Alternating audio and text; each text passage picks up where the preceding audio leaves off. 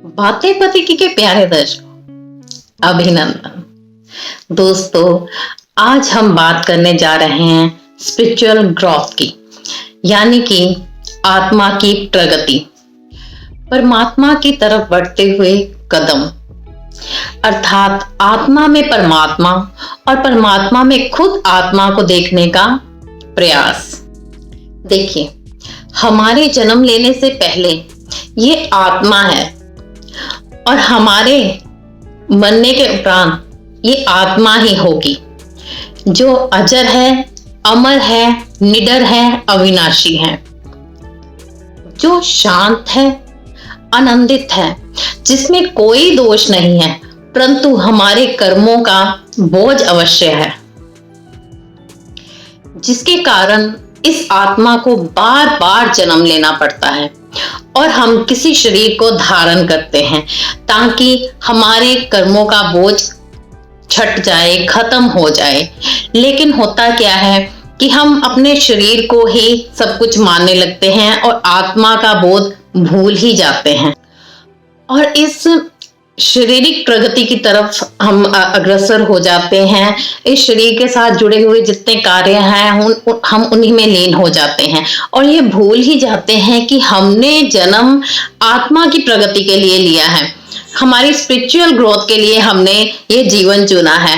लेकिन वो सब हमारे दिमाग से छट जाता है, हट जाता है और हम सिर्फ शारीरिक कर्मों की तरफ लगे रहते हैं, जिसका परिणाम ये होता है कि कर्मों का बोझ घटने की बजाय, कम होने की बजाय और बढ़ जाता है और आत्मा को बार बार जन्म लेना पड़ता है। जैसे ही शिशु जन्म लेता है, वो शारीरिक क्रिया में इस तरह व्यस्त हो जाता है, रिश्तों को पहचानना, रिश्तों को बनाना, अपनी आर्थिक प्रगति कैसे करनी है, शिक्षा ग्रहण कैसे करनी है, बस इसी जाल में वो फंसा रहता है और ये भूल ही जाता है कि मैंने यहाँ पे अपनी आत्मिक प्रगति के लिए जन्म लिया है। तो आज हम आत्मिक और आध्यात्मिक प्रगति की ओर कैसे बढ़ना है उसी के ऊपर चर्चा करेंगे। तो चलिए आज हम आत्मा की प्रगति की तरफ कदम बढ़ाते हैं। कैसे होगी आत्मा की प्रगति? देखिए, जैसे हमें शारीरिक विकास के लिए शिक्षा ग्रहण करनी पड़ती है, आर्थिक विकास के लिए आर्थिक ज्ञान लेना पड़ता है, उसी तरह से हमें आत्मिक प्रगति के लिए आत्म ज्ञान की आवश्यकता है। और वो आत्म ज्ञान क्या है, कहां से मिलेगा हमें आत्म ज्ञान? उस आत्म ज्ञान के लिए हमें कुछ पड़ाव तय करने पड़ते हैं। उसमें सबसे पहला पड़ाव है आत्मा की शुद्धि, क्योंकि अशुद्ध आत्मा कभी भी परमात्मा की तरफ नहीं बढ़ सकती। उस आत्मा को और शरीर तो मिल सकता है, लेकिन परमात्मा कभी नहीं मिल सकते जब तक कि वो शुद्ध ना हो जाए। इसीलिए आत्मा की शुद्धि सबसे पहला और महत्वपूर्ण पड़ाव है परमात्मा तक पहुंचने का। अब हम ये महत्वपूर्ण पड़ाव कैसे तय करेंगे, कैसे आत्मा की शुद्धि होगी? उसके लिए हमें 5 चीजों पर विजय पानी पड़ेगी: काम, क्रोध, लोभ, मोह, अहंकार। बहुत बार सुने होंगे ये शब्द, लेकिन इन पर विजय पाना आसान नहीं है। अगर आप आज भी प्रयास करो, तब भी पूरा जीवन आपका व्यतीत हो जाएगा, लेकिन आप इन 5 पर विजय नहीं पा सकते। बहुत से जन्म लग जाते हैं इन 5 चीजों पर विजय पाने के लिए। कहने का तात्पर्य यह है कि जितने सुनने में आसान है, उन पर विजय पाना उतना ही कठिन कार्य है।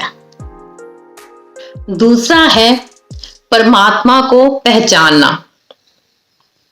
क्या आप कभी किसी अजनबी के पास बिना बुलाए चले जाते हैं? अगर चले जाते हैं तो क्या आपका स्वागत होता है? शायद नहीं। तो फिर आप परमात्मा को बिना जाने उनसे कैसे मिल सकते हैं? इसलिए स्पिरिचुअल ग्रोथ यानी कि आत्मा की प्रगति का दूसरा पड़ाव है परमात्मा को जानना। और उसको जानने के माध्यम क्या है? धर्म, अर्थ, ध्यान, योग इत्यादि। इनको समझने के बाद ही हम परमात्मा को जान सकते हैं, समझ सकते हैं। तीसरा है त्याग की भावना। त्याग के बिना परमात्मा की प्राप्ति नहीं है, क्योंकि परमात्मा शून्य में है। I mean to say God exists in zero। आपको अपने भावों को, अपने ज्ञान को, अपनी सूझबूझ को, अपनी समझ को शून्य तक लेकर आना होगा, क्योंकि अगर आप किसी भी चीज का मान अभिमान करते रहेंगे तो आप शून्य तक कभी नहीं पहुंचेंगे। मैं बहुत खूबसूरत हूं, मैं बहुत अमीर हूं, मैं बहुत काबिल हूं, इन सब चीजों को हटाकर आपको शून्य तक पहुंचना है कि मैं जो भी हूं सिर्फ उसी की बनाई हुई एक चीज हूं, और मुझ में जो भी मेरा है वो मेरा नहीं है, वो परमात्मा का दिया हुआ ही है। जब हम इस सोच को अपनाएंगे, जब हम शून्य तक पहुंच जाएंगे, तभी हम परमात्मा को पा सकेंगे। देखिए दोस्तों, स्पिरिचुअल होना या आध्यात्मिक होना इंसान का कोई गोल नहीं है, बल्कि जीवन की सबसे बड़ी उपलब्धि है और सबसे बड़ा लक्ष्य है।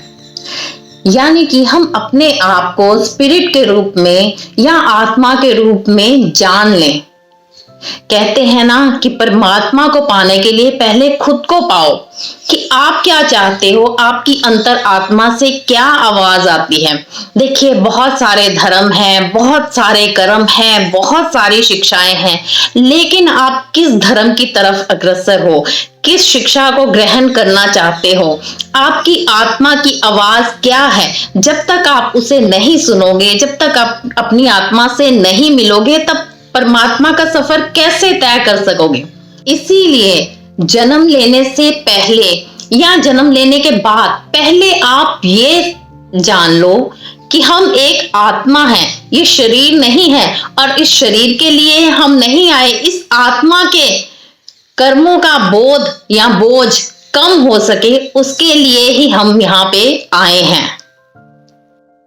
देखिए, बहुत तरह के व्रत हैं, त्योहार हैं, तप है, उनमें से एक मौन व्रत भी है।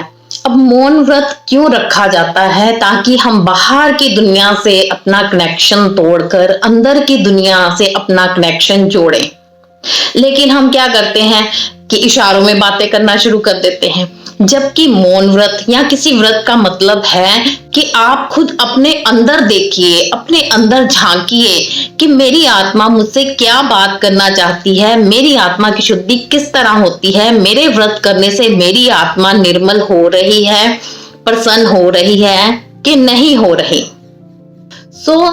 साइलेंट रहना, मौन रहना भी बहुत ज्यादा एक आवश्यक पॉइंट है अपनी आत्मा से मिलने का, अपने आप से मिलने का, अपने आप की खोज करने का।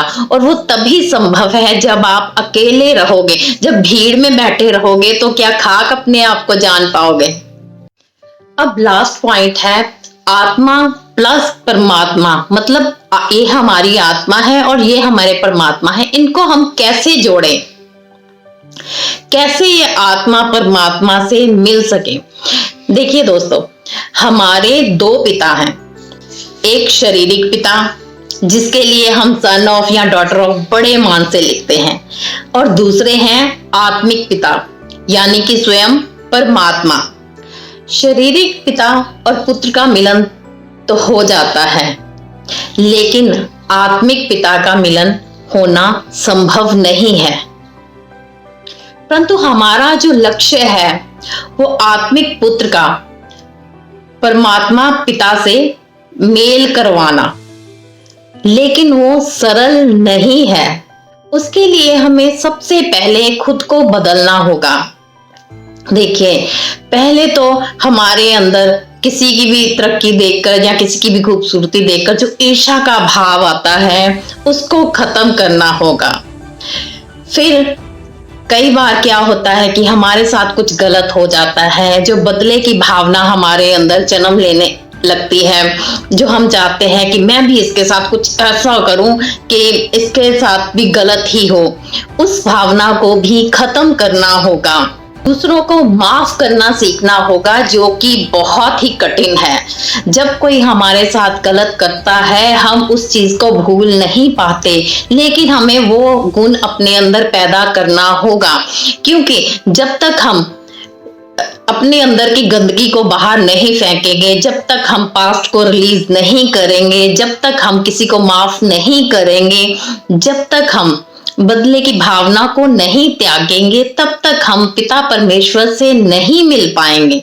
इसीलिए अपने कार्य की रिस्पॉन्सिबिलिटी लीजिए। हम क्या करते हैं कि उसने ये कर दिया, मेरा तो कोई कसूर ही नहीं था। देखिए, अब उसने ये किया, ये एक उंगली तो आपकी तरफ है कि आपने ये किया है, 4 उंगलियां तो मेरी तरफ है ना कि मैंने ये होने कैसे दिया, मैंने भी तो अन्याय सहा ना।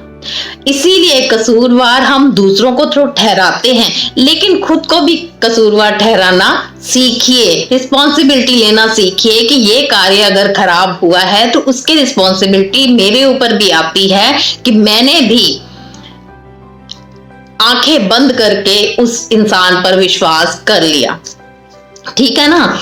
तो इन सब चीजों को जब हम रिलीज करेंगे, पास्ट को रिलीज करेंगे, देखिए डस्टबिन जब तक खाली नहीं होगा तब तक बदबू मारता रहेगा, कोई उस जगह पे नहीं जाएगा।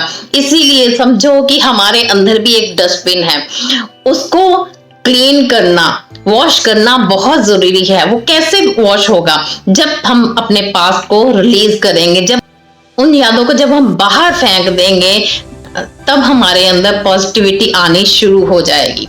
जब हम पॉजिटिविटी को एक्सेप्ट करना शुरू कर देंगे, जब हम देखेंगे कि हमारे अंदर नई ऊर्जा, नया प्रकाश आ रहा है, तभी हम उस पिता परमात्मा की ओर एक कदम बढ़ा पाते हैं। सो जागरूक होइए, अवेयर रहिए कि हमारे साथ क्या होने वाला है, क्या नहीं होने वाला है। उसकी रिस्पॉन्सिबिलिटी सिर्फ दूसरों पर नहीं है। कोई हमारे साथ अन्याय कर रहा है तो हमें उस अन्याय को सहना है या नहीं सहना, ये आपके ऊपर निर्भर करता है। हर बंदा किसी ना किसी खोज में है। जिस दिन आप अपनी खोज कर लेंगे, आपकी सारी खोजें खत्म हो जाएंगी, तब आपको किसी और को ढूंढने की जरूरत नहीं पड़ेगी। सो आई होप कि मैं आपको अच्छी तरह से समझा पाई होंगी कि अध्यात्म की तरफ कैसे बढ़ना है, कैसे आत्मा को परमात्मा से जोड़ना है। आगे भी मैं बहुत ही अच्छी वीडियोस लेकर आती रहूंगी। उसके लिए आपके लाइक्स, शेयर और सब्सक्राइब बहुत जरूरी है। वीडियो पसंद आया है तो उसे लाइक कीजिए, चैनल को सब्सक्राइब कीजिए और शेयर करना मत भूलिए। धन्यवाद।